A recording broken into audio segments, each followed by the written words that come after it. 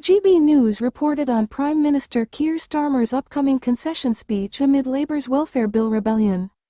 Prime Minister Keir Starmer was dealt a humiliating blow as GB News reported in a breaking news report on Keir Starmer, bowing down to Labour rebels. Presenter Ellie Costello highlighted that no government has lost a second reading on its own legislation since 1986. This comes after the leader agreed to make an offer to rebel MPs in a bid to pass his welfare and benefits reforms, after more than 120 Labour MPs were poised to vote against the Universal Credit and Personal Independence Payment (PIP) bill. Discussing the U-turn, presenter Ellie was joined by political commentator James Heal, who stated, "It would have been a humiliation for the Prime Minister less than a year after that landslide election, willing to lose that vote on Tuesday, so these concessions were always going to happen ever since that rebel amendment dropped on Monday night, June 23." He detailed that there were 120 names, 83 would be necessary to lose a government bill, so it's more than anyone thought and a testament to the rebels to get these concessions.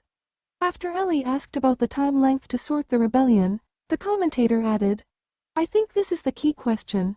This was 126 of his own backbenchers, this was people in the Labour Party."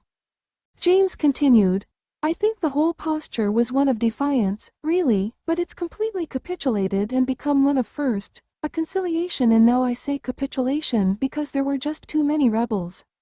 For a long time, the soft left have been neglected, and now they're wreaking their revenge on Keir Starmer, and I suspect now that they've got a rebellion, they've done it once, they will certainly do it again, because rebellion is a habit and it can be a fruitful one too."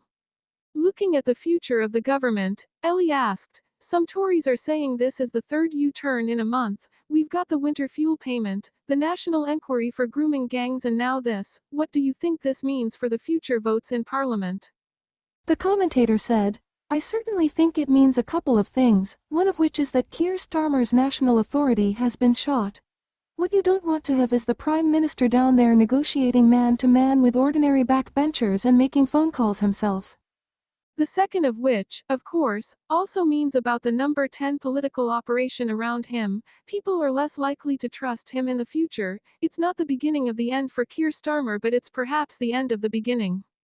Among the rebels is veteran MP Diane Abbott, who warned the Prime Minister that dropping his welfare reforms bill is the only way. After 126 Labour backbenchers signed an amendment, the Labour MP for Hackney North and Stoke Newington wrote on X, "Phony concessions will not fundamentally improve disability benefit cuts bill. Dropping it is the only way." This is in addition to Nottingham East MP Nadia Whittome, who said that the concessions aren't enough and they should worry us all.